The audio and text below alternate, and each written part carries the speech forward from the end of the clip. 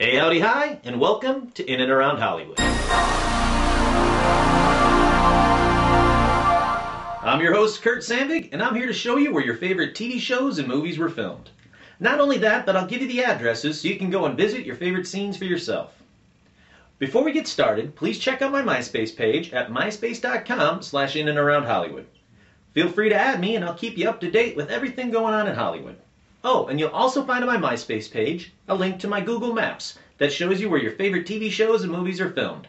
So check back often, because I update it all the time. Now in this week's episode, I decided not to do just one movie TV show, but an entire genre. This week I'll be showing you where they filmed some of the classic scenes from 80s and 90s cop movies.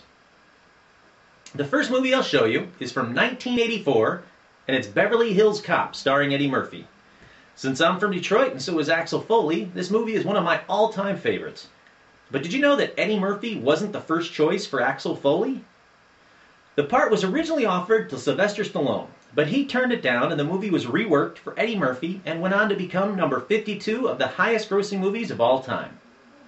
According to IMDb.com, Beverly Hills Cop 4 is in pre-production for a 2009 release. Okay, so on to the scenes.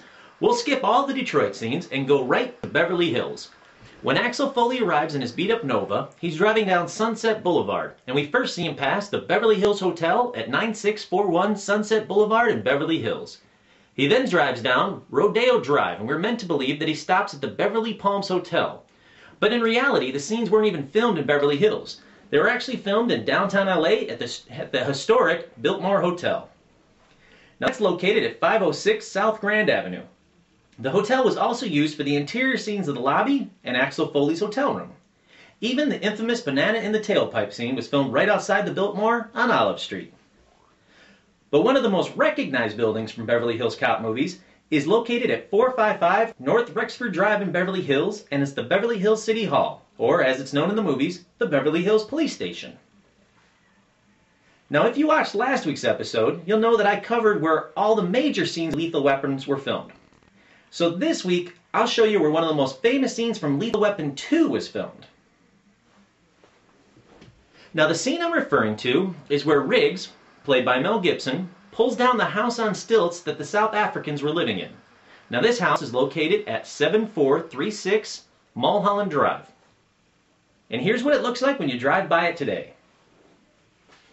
Now this scene reportedly cost $500,000 to shoot. Obviously, they didn't pull the house down the hill, so if you go and see it, please remember that this and any other home that's shown in and around Hollywood is a real house with real people living in it.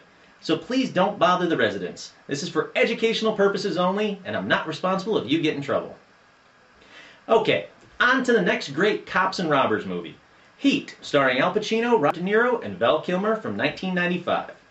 Now the first location I'll show you is actually used for two scenes. The first where Dennis Haysbert, who played President Palmer on TV's 24, gets out of prison and works at a diner. And later on in the movie where Robert De Niro and Val Kilmer are sitting in a booth and waiting for the call from the heist driver.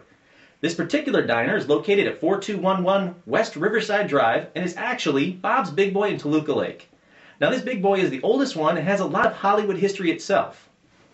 In fact, inside there's a booth with a plaque above it. And on that plaque it says the Beatles sat there in the 60s while they were filming a show. And it was also the Bob's Big Boy that Drew Carey frequented for lunch when he filmed his nearby show on the Warner Brothers lot.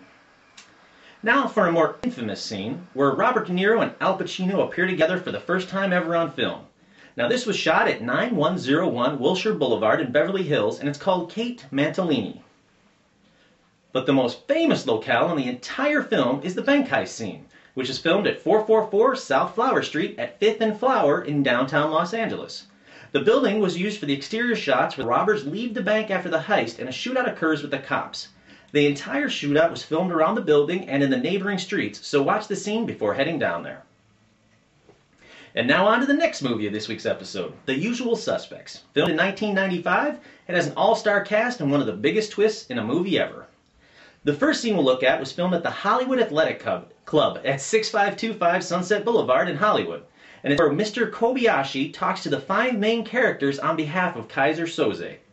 Here's a little trivia on this scene. The order that Mr. Kobayashi hands them the envelopes of all their past crimes is the same order the men are killed at in the movie. Now, don't write to me saying I spoiled the movie for you since it's been out for like 12 years. If you haven't seen it by now, it's your own fault. And, oh, Darth Vader is Luke's father. Okay, next from the usual suspects is the Korean Friendship Bell scene, and it's located at Angel Gate Park at 3601 South Gappy Street in San Pedro. It's about 40 minutes south of Hollywood. And now on to the final film in this week's episode. The film that made Bruce Willis a superstar, 1988's Die Hard. The film takes place at the Nakatomi Towers, but in reality, it's the Fox Plaza Towers located at 2121 Avenue of the Stars in Century City. It's one of the headquarters for 20th Century Fox.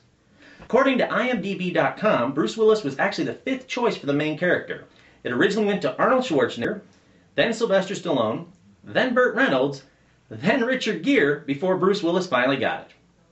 Well, that'll do it for this week's episode. I'll definitely do more 80s and 90s classic movies in later episodes, so I hope you enjoyed it. And as always, please let me know what you liked, and more importantly, what you didn't like, and what you'd like to see on future episodes. Thanks again for watching In and Around Hollywood. Once again, I'm your host, Kurt Sandvig. Have a great week.